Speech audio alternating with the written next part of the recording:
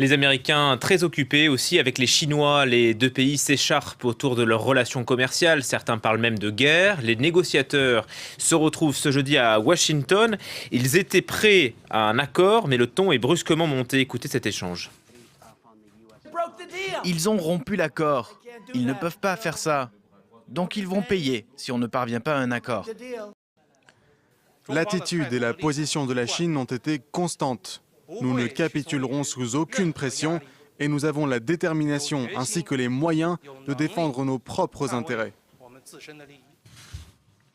Et on retrouve notre correspondant à Pékin, Charles Pellegrin. Bonjour Charles. Les deux parties donc semblaient lentement se diriger vers un accord et puis le ton a changé. Qu'est-ce qui a fait dérailler les négociations ? En effet, tout semblait aller dans le bon sens depuis la trêve annoncée par Donald Trump et Xi Jinping début décembre. Les délégations des deux pays se sont retrouvées pour 10 rounds de négociations. Ils ont rédigé un texte de 150 pages ensemble, couvrant 7 chapitres. Et voilà que ce dimanche, ce tweet de Donald Trump menaçant d'augmenter les droits de douane sur des biens chinois à valeur de 200 milliards de dollars a vraiment tout fait dérailler.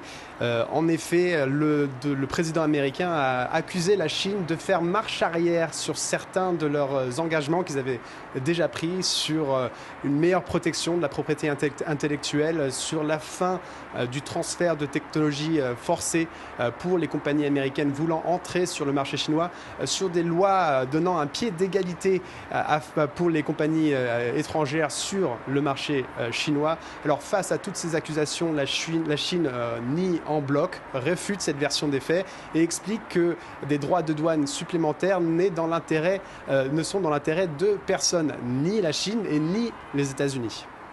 Charles, il y a donc cette délégation chinoise qui est en route aujourd'hui pour Washington avec ce nouveau round de discussion. Il y a un espoir de trouver un accord aujourd'hui ? Eh bien, cette délégation chinoise se retrouve vraiment dos au mur, car cette date butoir pour cette montée des droits de douane américains sur les biens chinois a lieu dans la nuit de jeudi à vendredi à minuit. Donc c'est une journée pour trouver un compromis, pour trouver un consensus, et tout ça sans donner l'impression d'avoir perdu. Alors la Chine est dans une situation de ralentissement économique, ils n'ont donc pas intérêt à avoir des droits de douane supplémentaires mis en place, mais cela dit, c'est une économie centralisée qui a donc plus de leviers pour contrôler cette situation.